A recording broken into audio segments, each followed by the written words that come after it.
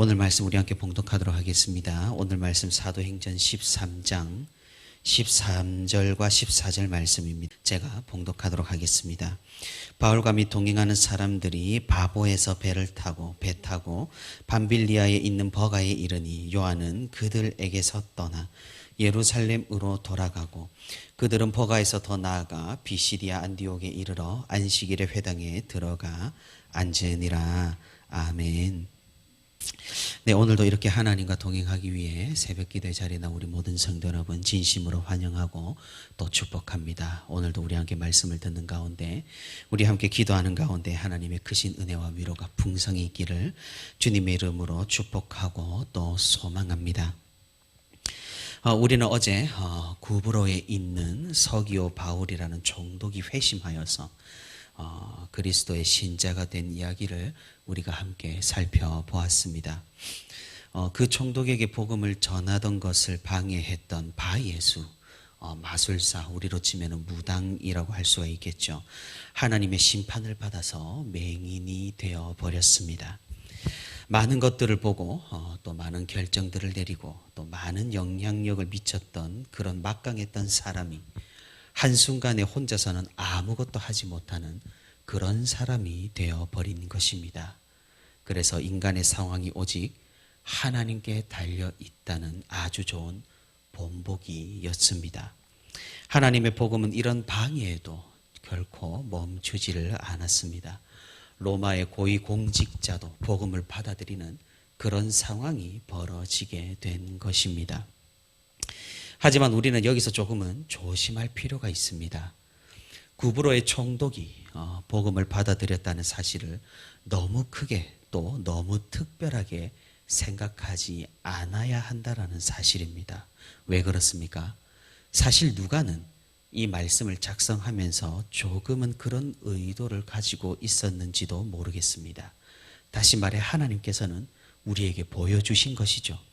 복음이 누구에게나 전파가 되고 또 지혜 있는 자에게나 없는 자에게나 부자나 가난한 자나 자유인이나 노예나 정말로 그 누구에게나 이 복음은 영향을 미치고 진리가 되며 전파가 된다라는 사실을 하나님께서는 보여주신다라는 것입니다. 사실 하나님의 입장에서는 총독이나 가난한 자가 주께로 돌아온 그 영혼은 같을 것입니다. 별로 그렇게 차이가 크게 없을 것입니다. 하지만 우리 입장에서는 좀 큰 차이가 납니다. 왜 그렇습니까? 우리는 어떻습니까? 하나님 입장에서야 도토리 기적이지만 우리에게는 누가 믿었냐, 얼마나 믿었냐, 몇 명이나 모였냐가 굉장히 크게 작용한다는 사실입니다. 부정할 수 없는 우리의 한계입니다. 그래서 하나님께서는 우리의 이런 연약함과 부족함을 아시니까 우리에게 교회를 허락하시고 공동체 가운데 우리가 다수라는 그런 힘과 용기를 얻고 계속해서 신앙생활을 할 수 있는 동력을 가지게 만들어 주신 것입니다. 만약 우리에게 지금처럼 교회가 없고 각자 도생으로 개인의 신앙만 존재했다면 아마 기독교는 이렇게 살아남지 못했을 수도 있었습니다.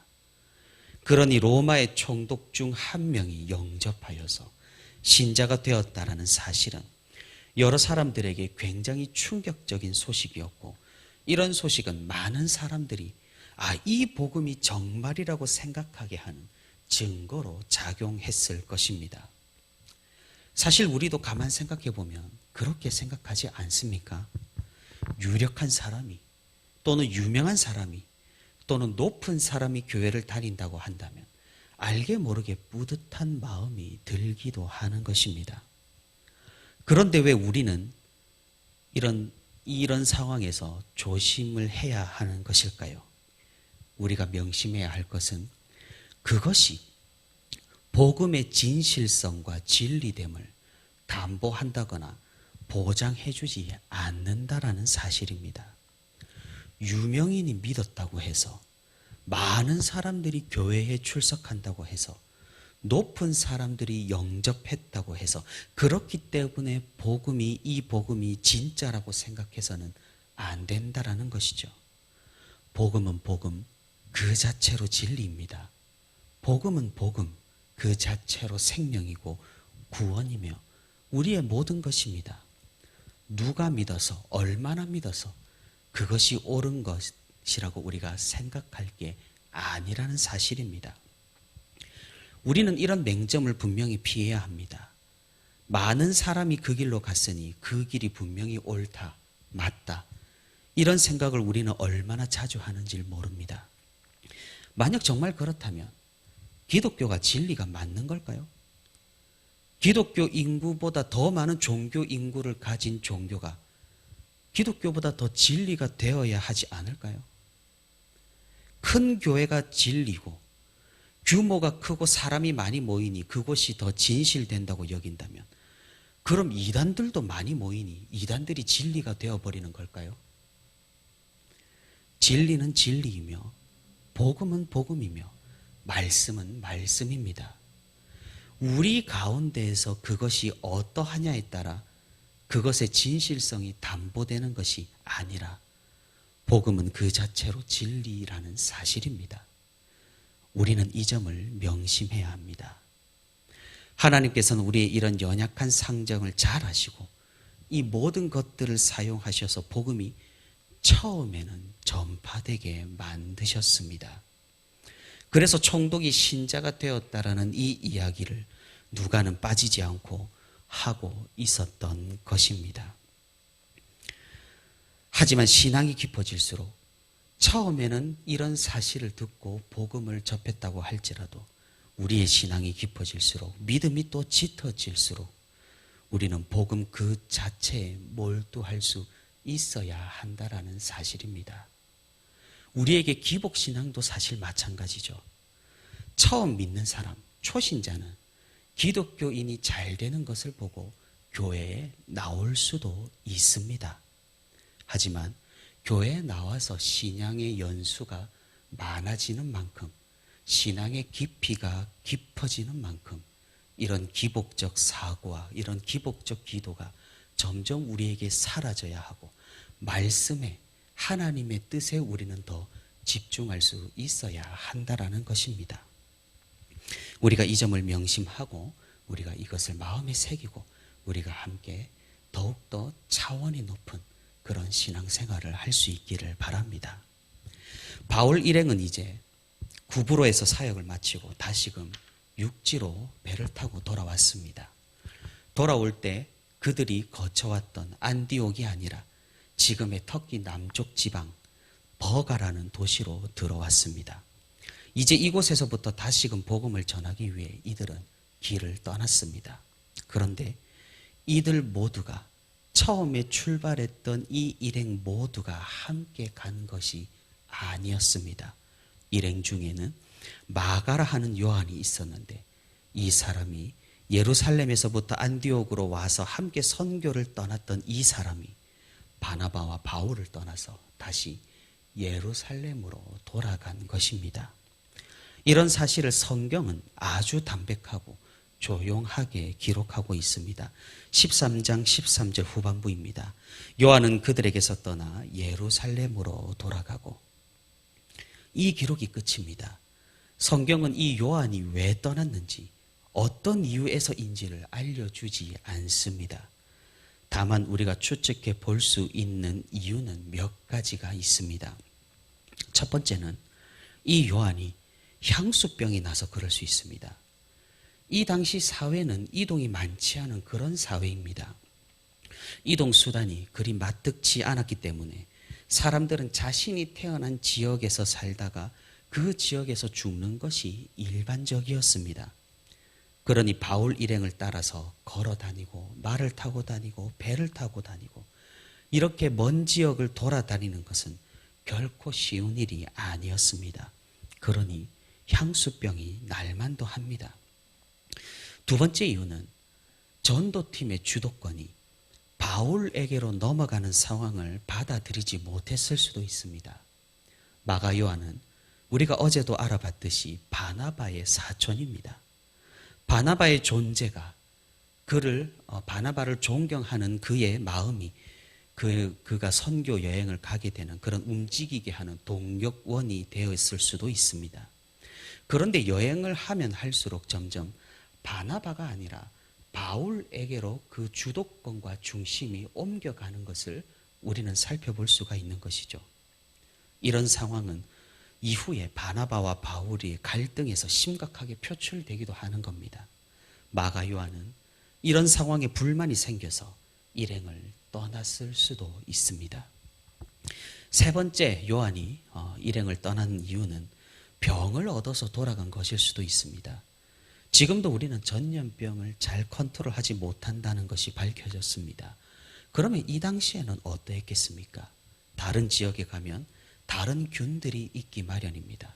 이런 상황은 유행병에 쉽게 감염될 수 있는 그런 상황일 겁니다.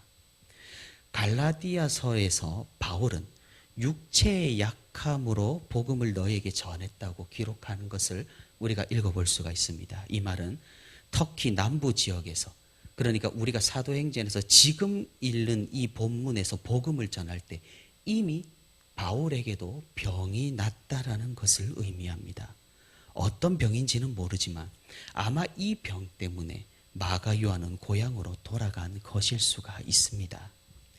네 번째는 말 그대로 전도 여행의 어려움과 위험을 그가 더 이상 견디지 못해서일 수도 있습니다.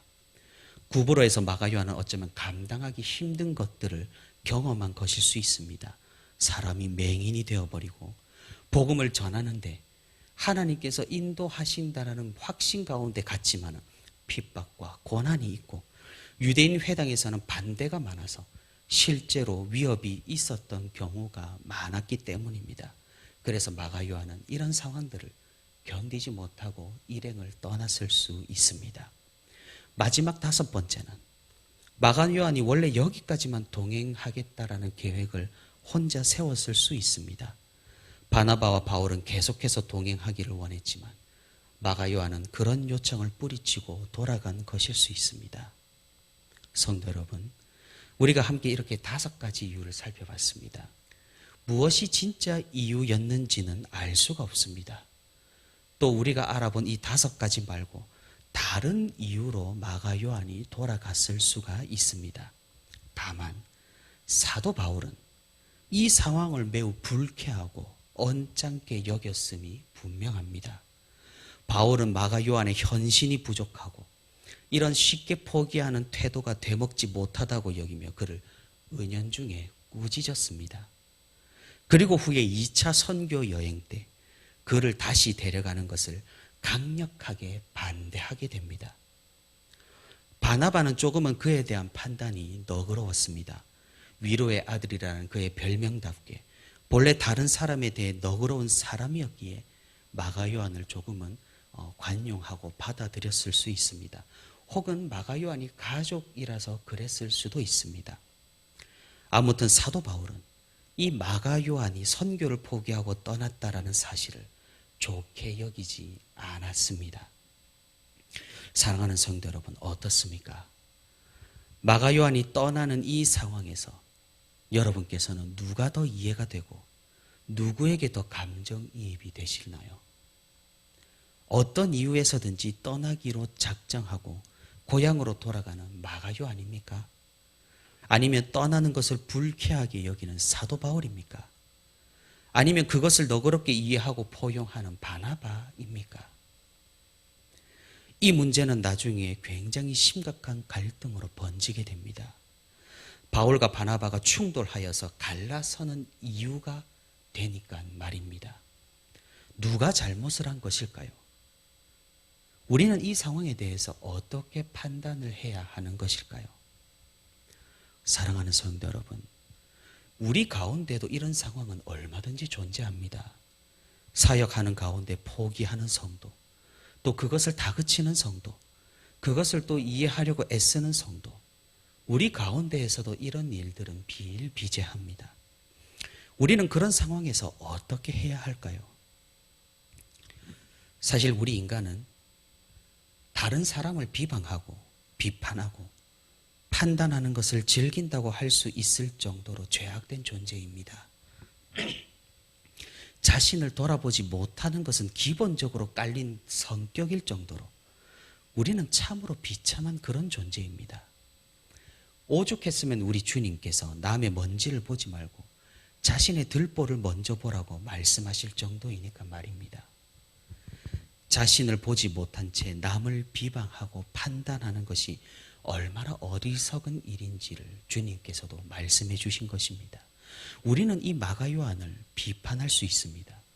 이 위대한 사역에서, 이 위대한 여행 가운데서, 이 위대한 복음 앞에서 그렇게 쉽게 포기를 한 그 사람에 대해서 우리는 부정적인 견해를 얼마든지 가질 수 있습니다. 그리고 마가 요한은 이제 끝났다고, 우리 스스로 그의 운명을 결정짓고 그런 사람은 도대체가 안 된다고 우리 마음에서 지워버릴 수도 있습니다. 하지만 하나님의 입장과 하나님의 섭리와 하나님의 인도하심은 우리의 생각과는 다르게 흘러갈 때가 있다라는 사실입니다. 우리가 안 된다라고, 저 사람은 안 될 것이라고 판단했던 사람을 하나님께서 쓰시는 분명한 뜻이 있을 수 있다라는 사실입니다. 마가 요한의 사역과 역할이 여기에서 끝나지 않았습니다. 그는 비록 지금 선교 여행을 포기하고 그의 고향으로 돌아갔지만 그를 향하신 하나님의 뜻은 여기서 멈추지 않았습니다. 사도 바울은 이때는 마가 요한의 행동을 비판했을 겁니다. 하지만 사도 바울의 후기 서신, 특별히 골로새서와 디모데 후서를 살펴보면 그곳에 마가에 대해서, 마가 요한에 대해서 언급한 내용이 있는데, 사도 바울은 마가 요한을 지금은 그렇게 생각했지만 점차 존경하게 된 것을 살펴볼 수 있고, 자신의 사역에 굉장히 필수적인 인물로 여겼음을 우리는 읽어볼 수가 있습니다. 그리고 또 무엇입니까? 마가 요한은 베드로를 도와서 하나님의 뜻에 따라 마가복음을 집필하는 영광도 누리게 되었습니다.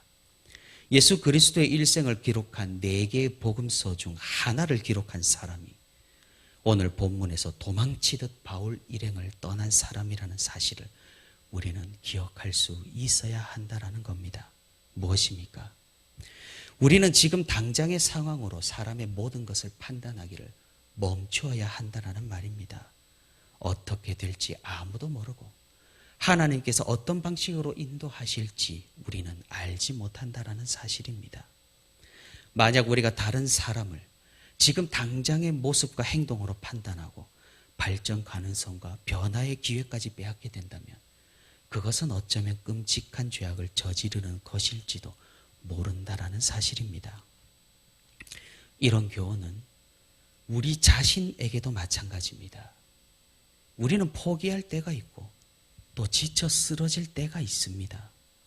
물론 끝까지 감당해보려는 노력이 있어야 하겠지만 우리가 가진 것을 넘어서 버려서 탈진할 때가 분명히 있다라는 사실입니다. 하지만 그렇다고 우리가 자신에게 실망하거나 절망하기는 이르다는 소리입니다. 하나님께서 우리를 어떻게 이끄실지, 어떻게 회복시키시며 어디로 인도하실지 모른다라는 사실이죠. 결국에는 우리를 사용하시고 우리를 통하여서 선을 이루실 그 하나님을 기억하며 기대하며 우리가 계속해서 신앙생활하면서 하나님의 일들을 감당해 나갈 수 있기를 바랍니다. 오늘도 주님께서 주시는 은혜와 위로 가운데 힘과 용기를 얻어서 주님의 사역을 끝까지 감당해내고 비록 지쳐서 쓰러지고 실패하더라도 다시금 일어날 수 있다는 그런 확신과 믿음을 가지고 살아가는 저와 우리 부천시민교회 모든 성도가 되기를 주님의 이름으로 소망합니다.